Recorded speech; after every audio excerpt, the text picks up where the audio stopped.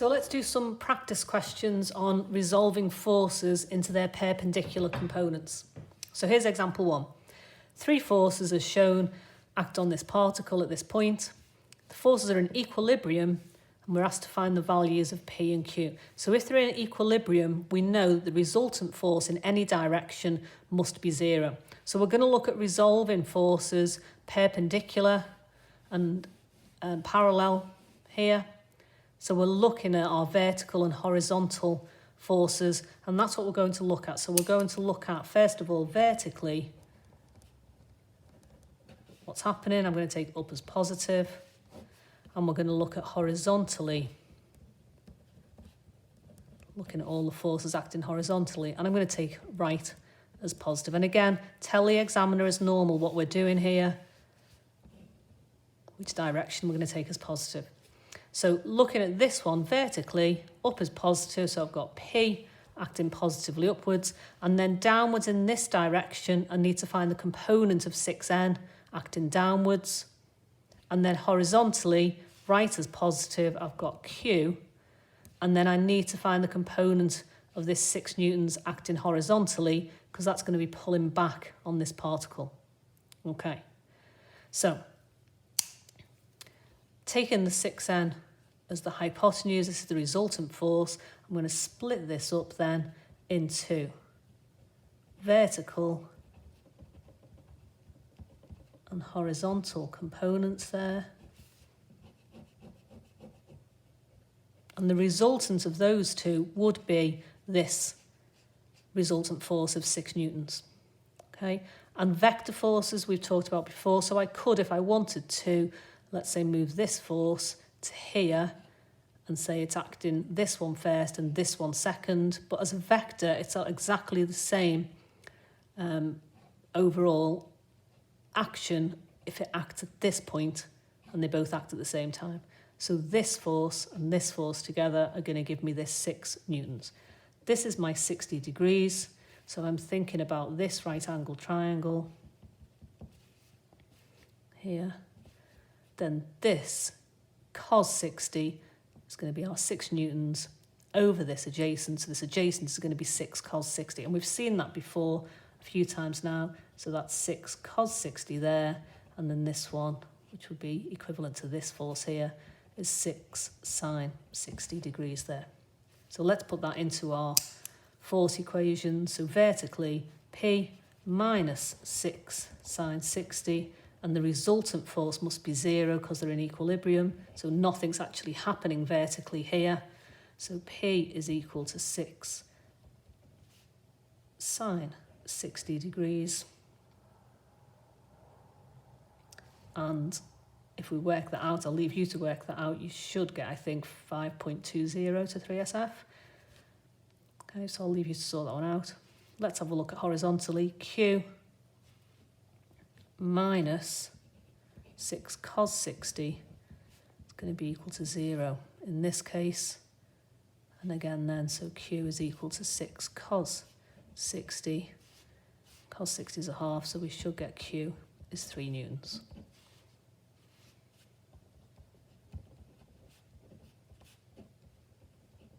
And that's our resolved forces, and that's answered this question. If this is an equilibrium, there's our values of P and Q. Okay, let's have a look at example 2.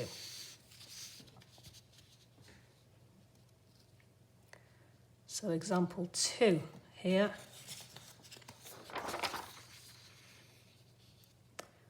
This time 3 forces are acting on our particle. It's not in equilibrium now, so it's asking us to find the magnitude and direction of the resultant force. But to start this question, we're going to do exactly the same as we did before. We're going to look at splitting this 6 newtons up into its perpendicular components. And then this is going to be 6 cos 50 this time. This is going to be 6 sine 50. I'm going to look then at the vertical and horizontal components of my resultant force, and then I'll know what that resultant force is as a vector, and then I can have a look at actually finding the magnitude. And by direction, it means the angle that it makes to the horizontal. Let's say if we put that in our answer. Okay, so the direction is going to be about the angle of motion. Okay, So looking at this then, as before, let's go vertically. I'm going to take up as positive. So my resultant force, it's not zero anymore because it's not telling us it's in equilibrium. So my resultant force is going to be equal to, I'm taking up as positive, 7 in the positive direction minus 6 sine 50 in the negative direction. And then horizontally,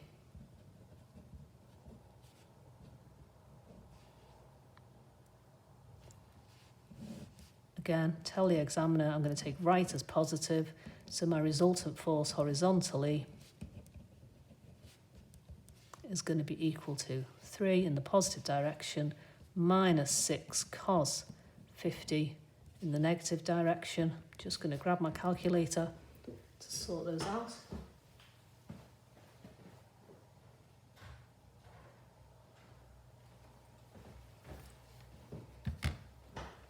So 7 minus 6 sine 50,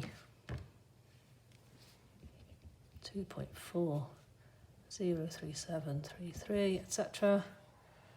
Let's store that in case we need it. And then my resultant force here, horizontally, 3 minus 6 cos 50. And that's okay that it's negative. Let me just write that out properly. Minus 0.8567. What does that mean? Negative. Well, if I've taken right as positive, that means that my resultant force is acting in this negative direction. It's acting to the left. Well, that's okay. So let's have a look at what this looks like as a vector then, as an overall resultant force. So vertically is my y direction. Maybe I should have written these around the other way so it was x and y. But vertically, there's my y. Horizontally, there's my x. So if I was writing this as a vector, I'd have horizontally minus 0.8567 and vertically positive 2.437, etc. Let's have a look at this then as a diagram because I want the magnitude and direction. So horizontally, this force is going minus 0.8567 as a vector, and then vertically it would be going in this direction, 2.4037. So my resultant force is this force in this direction. Okay, so let's just think about magnitude. The magnitude then of that force, a bit of Pythagoras. So in that triangle,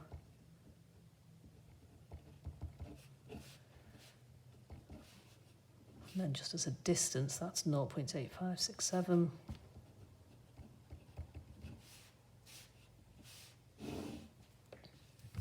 So I'm just going to store that to be. So I want square root of a squared plus b squared. So my magnitude is 2.5518.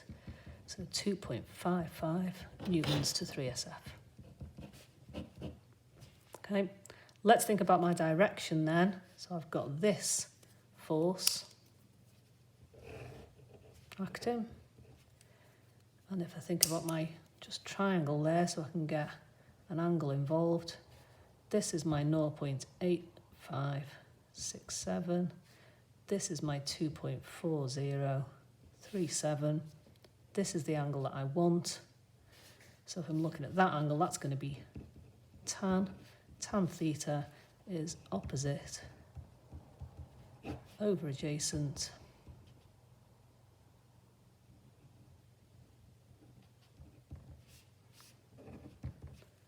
So let's have a look.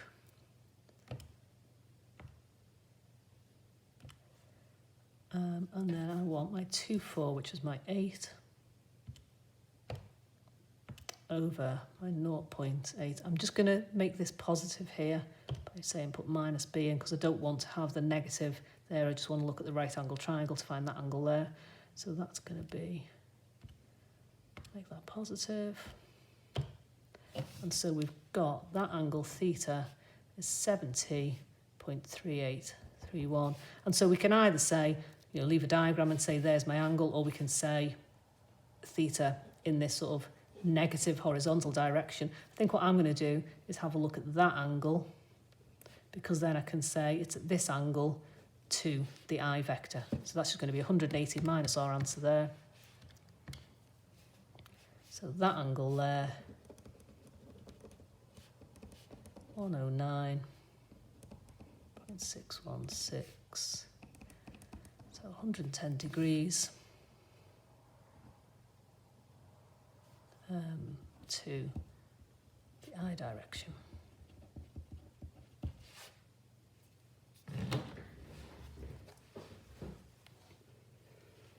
I'm not sure you can see that last line, so I'm just going to write up here what I've just done.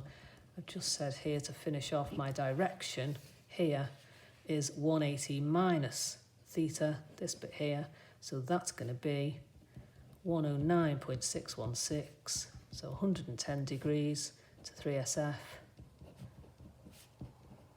to the I direction. You know, it's this angle here, and that's going to tell me the direction of that. So 2.55 newtons, and we can either use this angle or this angle to describe the direction this is going in. So that's example 2.